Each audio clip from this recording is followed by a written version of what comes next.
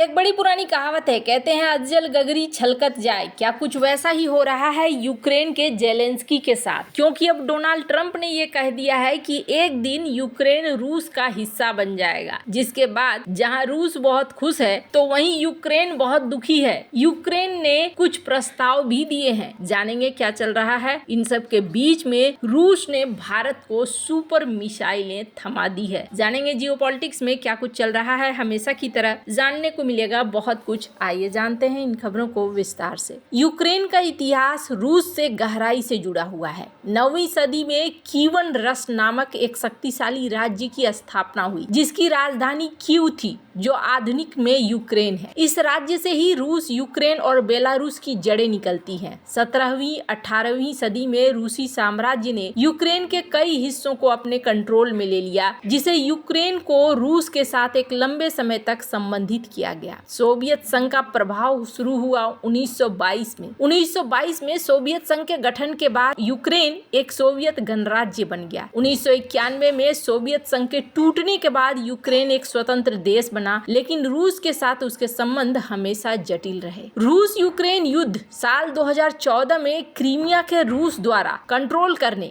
और पूर्वी यूक्रेन में विद्रोहियों का समर्थन करने के बाद साल 2022 में रूस ने फिर से पूर्ण पैमाने पर बड़ा आक्रमण किया और ये युद्ध अब तक चल रहा है, जिसमें रूस ने यूक्रेन के कई हिस्सों पर कब्जा कर लिया है। अमेरिकी राष्ट्रपति डोनाल्ड ट्रंप ने अब ये कह दिया है कि यूक्रेन किसी दिन रूसी हो जाएगा। इस टिप्पणी को व्यापक रूप से यूक्रेन के प्रति अमेरिका के नीति में परिवर्तन के एक संकेत के रूप में देखा जा रहा है, जहां ट्रंप ने संकेत दिया कि अमेरिकी सहायता के लिए यूक्रेन को अपना दुर्लभ रेयर अर्थ मटेरियल देना होगा। अब इस बयान में यूक्रेन के प्रति अंतर्राष्ट्रीय समर्थन कम हो सकता है। खासकर अमेरिका अपनी सैन्य और आर्थिक सहायता को रोक देता है। ये यूक्रेन की स्वतंत्रता और अखंडता पर सवाल उठाता है और रूस के साथ संभावित बातचीत में अब ये एक नई चीज जुड़ गई। ऐतिहासिक रूप से इस प्रकार की टिप्पणियां 1938 में म्यूनिख समझौते से मिलती जुलती है, जहां चेकोस्लोवाकिया के स्टूडेंट लैंड को जर्मनी को सौंपने का फैसला हुआ, जिसे अंतर्राष्ट्रीय शांति बनाए रखने के प्रयास में देखा गया था, लेकिन अंततः द्वितीय विश्व युद्ध के आग में घी डालने वाला साबित हुआ। ट्रंप की टिप्पणी ने दुनिया की राजनीति में उथल पुथल मचा दी है, जिसमें यूक्रेन के भविष्य को लेकर विश्व समुदाय में चिंता को बढ़ा दिया है। रूस के साथ संभावित समझौते या युद्ध के समाप्ति के लिए यूक्रेन की अखंडता अब एक सवाल बन गया है, एक गंभीर मुद्दा बन गया है। रूस यूक्रेन के संबंध किस तरीके से हैं, ये किसी से छिपा हुआ नहीं है और अब ये और भी ज्यादा जटिल होता हुआ जा रहा है। देखने को मिल रहा है कि यहाँ अब यूक्रेन ने एक प्रस्ताव दिया है और ये प्रस्ताव ऐसा है जैसे कि अब जेलेंस्की चाह रहे हैं कि किसी भी तरीके से समझौता हो जाए। यूक्रेन के राष्ट्रपति वोलोदिमीर जेलेंस्की का कहना है कि युद्ध रोकने के लिए रूस से क्षेत्रों की अदला बदली करने के लिए तैयार हैं। अमेरिका की ओर से युद्ध रोकने के दबाव के बीच जेलेंस्की ने कहा है कि रूस के साथ संभावित शांति वार्ता में हम व्लादिमीर पुतिन को वो क्षेत्र वापस देने की पेशकश करेंगे जिस पर यूक्रेन ने 6 महीने पहले रूस के कुर्स्क क्षेत्र में कब्जा कर लिया। उन्होंने ये भी कहा कि यूरोप अकेले यूक्रेन युद्ध के प्रयासों का बोझ नहीं उठा सकता है। ये जरूरी है कि अमेरिका यूक्रेन को सुरक्षा गारंटी दे।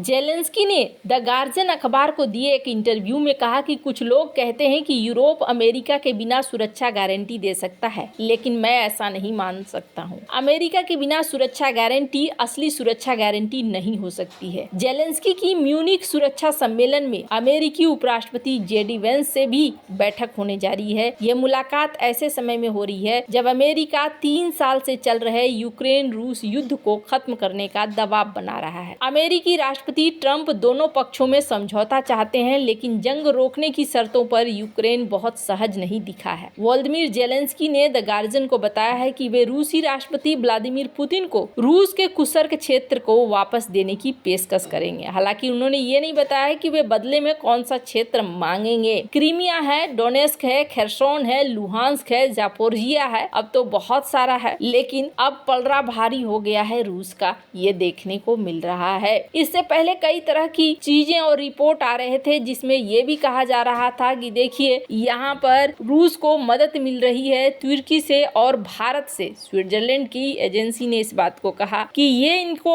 जो टफ टेक्नोलॉजी है वो प्रोवाइड कर रहे हैं, जिसकी वजह से ये युद्ध बहुत लंबा चल रहा है। लेकिन अब डोनाल्ड ट्रंप ने इस एक बात को बोलकर सारा कुछ खारिज कर दिया है। इसका क्या मतलब है? इसका मतलब ये बताया जा रहा है कि अब डोनाल्ड ट्रंप यहाँ शांति चाहते हैं, चूंकि उन्होंने चुनाव के दौरान वादा किया था और उस वादे को निभाने का समय आ गया है। इस वजह से भी देखा जा रहा है कि बयान में परिवर्तन है।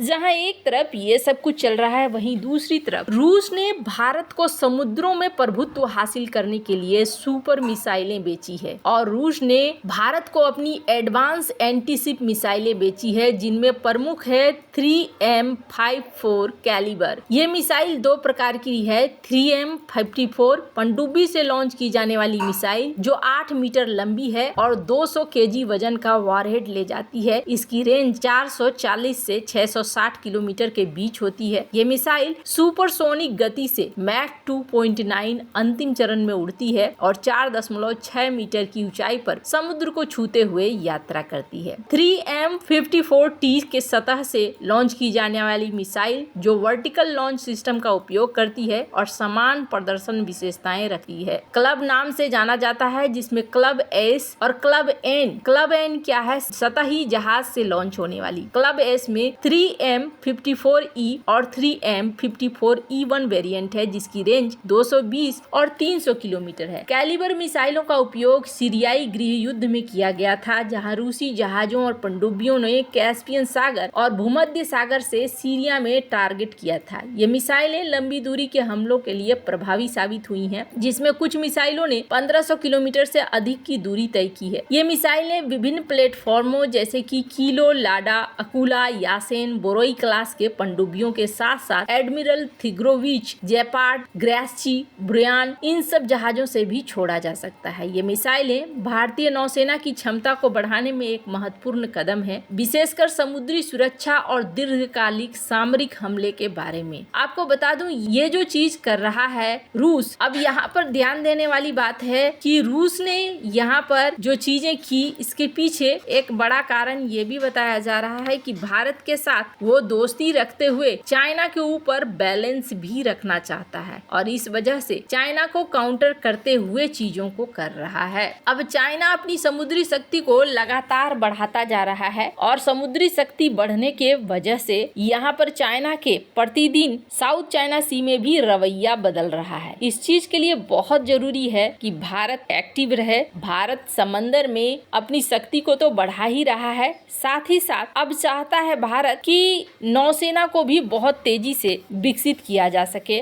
और भी कई तरह की मिसाइलें भारत अपनी नौसेना में लगा रहा है। ब्रह्मोस जो कि चिर परिचित है, इसके अलावे निर्भय मिसाइल, सबसोनिक क्रूज मिसाइल है, डिनुस मिसाइल और बराक 8 मिसाइल ये भी है। इसके अलावे भी VLSRSM जो कि vertical launch short range surface to air missile है, K4, K15 जिसका नाम सागरिका रखा गया है, NASM MR जो कि नेवल एंटीशिप मिसाइल है, ये भी अभी यहाँ पर काम कर रही हैं। वैसे आपको क्या लगता है इन सब मामले में, आप क्या राय है कमेंट कर जरूर बताएं। जल्द मिलते हैं अगले वीडियो में नई खबर के साथ।